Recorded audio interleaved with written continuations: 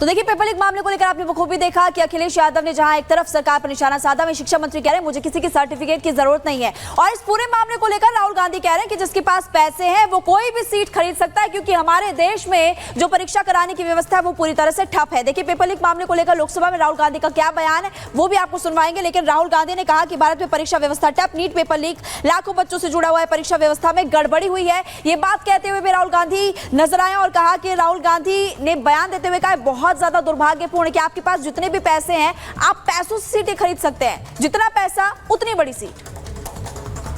The issue is that there are millions of students in this country who are extremely concerned at what is going on and who are convinced that the Indian examination system is a fraud. That is what is at stake here. Millions of people believe that if you are rich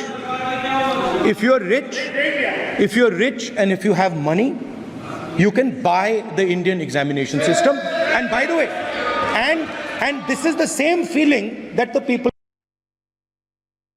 चिल्लाने से सच झूठ नहीं हो जाएगा साहब, ये जो कहा गया देश की अभी की एग्जामिनेशन सिस्टम रबिश है सर, इससे दुर्भाग्यजनक बयान देश की नेता प्रतिपक्ष का कुछ नहीं हो सकता है सर। मैं कठोर शब्द से इसको निंदा करता हूँ।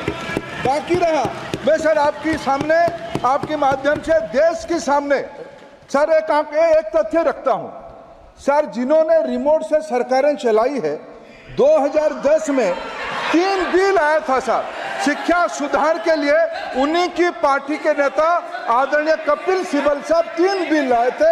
उसमें से एक बिल था एजुकेशन, उसमें एक बिल था prohibition of unfair practice bill 2010, जिसकी उद्देश्य एजुकेशन इंस्टीट्यूशन में माल प्रैक्टिस को बंद करना। सर मेरे सरकार की हिम्मत है, अभी हमने पब्लिक एग्जामिनेशन की रेगुलरिटीज में बिल लाए, कानून बनाए। क्या मजबूरी था कांग्रेस पार्टी की, क्या मजबूरी था नेता प्रतिपक्ष की? उन्होंने उस बिल को उल्टा किया, किसके दबाव में उल्टा किया? क्या निजी मेडिकल कॉलेज की दबाव में, उनकी घूसखोरी की दबाव में उन्होंने उस बिल को उल्टा किया था? सच सुनने की सामने है ये। मैं किसी की विद्वता पे प्रश्न नहीं उठाता हूं, लेकिन सच 2010 में शिक्षा सुधार की बिल उन्हीं की सरकार ने लाया था, दबाव में उन्होंने उल्टा किया। ये हमको प्रश्न पूछते हैं।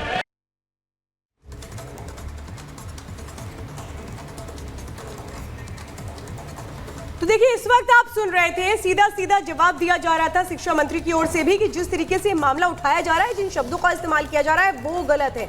राहुल गांधी पर उन्होंने निशाना साधा था और साफ तौर पर राहुल गांधी ने जिस तरह से इस मामले को उठाया था, अमीर है वो पैसे देकर भी ले सकते हैं कुछ भी। आप देखिए, सबसे बड़ी खबर इस वक्त की आपको बता दें, लोकसभा में आर्थिक सर्वेक्षण पेश कर दिया गया है। कल बजट पेश होगा, उसके पहले आर्थिक सर्वेक्षण आता है जिसे पेश किया गया है।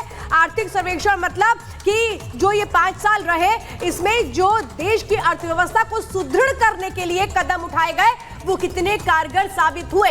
महंगाई से लेकर तमाम वो मुद्दे जिसमें एक तरह से कहें कि वो रूपरेखा देखने को मिलती है जो बताती है कि देश किस रफ्तार से आगे बढ़ रहा है। आर्थिक सर्वे एक बेहद महत्वपूर्ण कड़ी बजट से पहली मानी जाती है, क्योंकि बजट आए उसके पहले बजट किस तरह का होगा, वो ओवरऑल पिक्चर क्या होगी, उसकी एक झलक आर्थिक सर्वे के जरिए मिलती है। हालांकि ये जो बिल है, ये जो बजट है, ये चूंकि अंतरिम बजट इससे पहले आया था जब चुनाव होने थे, उस अंतरिम बजट का ये पूर्णकालिक बजट होगा, इसीलिए अहम हो जाता है कि क्या कुछ जोड़ा जाएगा, क्या होगा मध्यम वर्गों के लिए। बहुत सारी ऐसी चीजें हैं जो एक उम्मीद लगा करके लोग बैठे हुए हैं इस बजट से, लेकिन उसके पहले आर्थिक सर्वे जो पेश किया गया है, आर्थिक सर्वे के जरिए ये पता लगता है कि आखिर जो देश है अर्थव्यवस्था की रफ्तार के साथ किस तरह से आगे बढ़ रहा है। जो विजन है सरकार का 5 सालों को लेकर के, वो आगे क्या होगा, जो इसके पहले कदम उठाए गए उसने कैसे मजबूती दी है अर्थव्यवस्था को।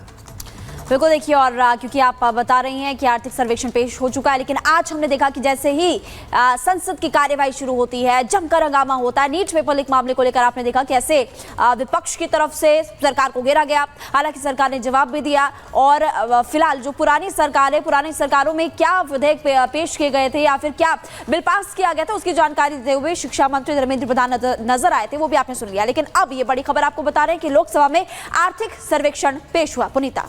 बिल्कुल, और इसी बीच देखिए सदन की कार्रवाई शुरू हुई और नीट का मुद्दा किस तरीके से गरमाया, इसकी भी तस्वीरें हमने आपको दिखाई। सुजाता और अनूप हमारे साथ विजय चौक से बने हुए हैं, उनके पास चलते हैं।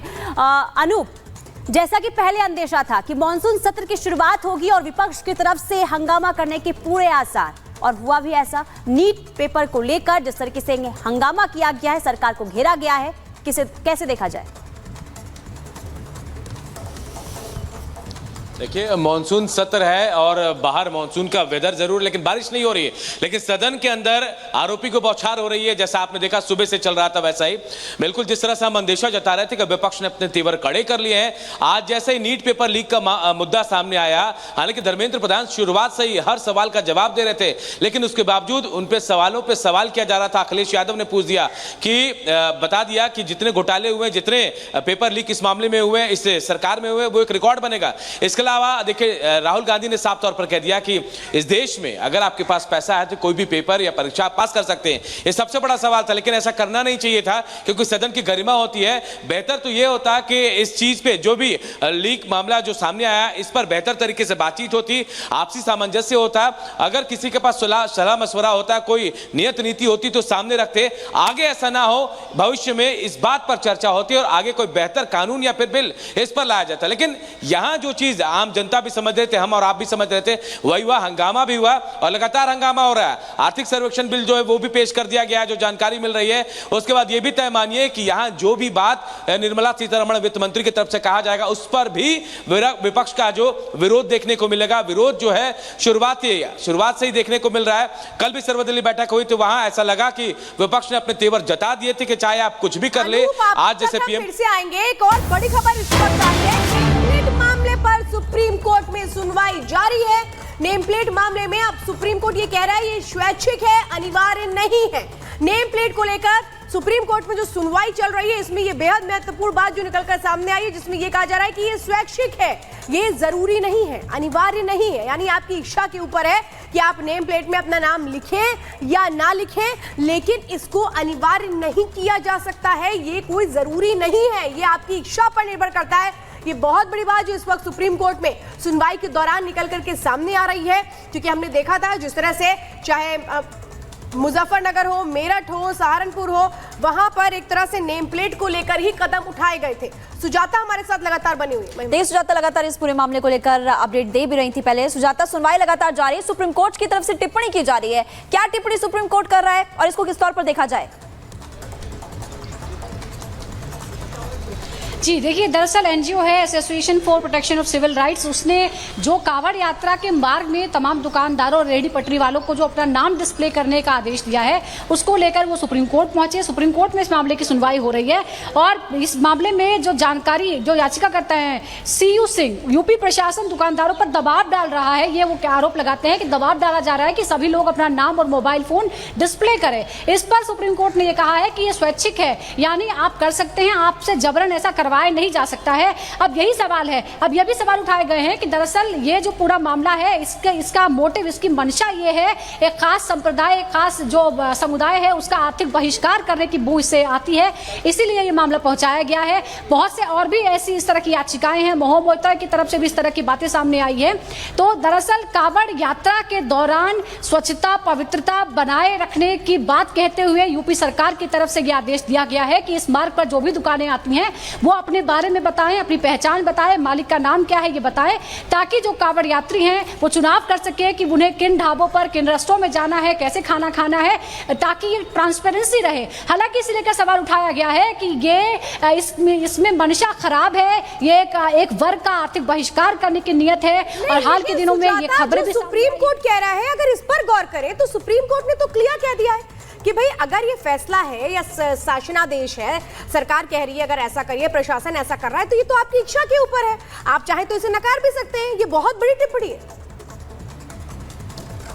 लेकिन जी बिल्कुल यही सवाल है कि जब सुप्रीम कोर्ट ये कह रहा है, स्वैच्छिक है, याचिकाकर्ता ये कह रहे हैं कि दबाव डाला जा रहा है कि आपको ऐसा करना ही पड़ेगा। प्रशासन और स्थानीय पुलिस लोगों के पास जा रही है, रेहड़ी पटरियों दुकानदारों के पास जा रही है और उन पर दबाव डाल रही है कि ऐसा करना ही पड़ेगा वरना शटर गिरा दिया जाएगा। और ऐसा लोगों ने किया है। उनका ये कहना है कि जब से उस तरह से दिख रहे हैं तब से उनकी दुकान पर, उनके रेस्टों पर, उनके ढाबों पर लोगों का आना बंद हो गया है। और कई लोग इस पर बहुत ही बड़े गंभीर सवाल उठाते हैं, क्योंकि अगर इस तरह से पहचान जाहिर करने का दबाव हो तो जिस तरह का की कॉम्प्लिसिटी हमारे समाज में है, जिस तरह का ताना बाना हमारे समाज का है, जिस तरह से जातियों का पैटर्न हमारे समाज में है, अगर ये बात जातियों तक भी पहुंच जाती है तो बहुत मुश्किल हो जाएगा। इससे समुदायों को बीच जो वैमनस्य है वो बढ़ने की आशंका कि क्या सरकार ने कोई औपचारिक आदेश इसको लेकर जारी किया है, ये भी पूछा है उन्होंने।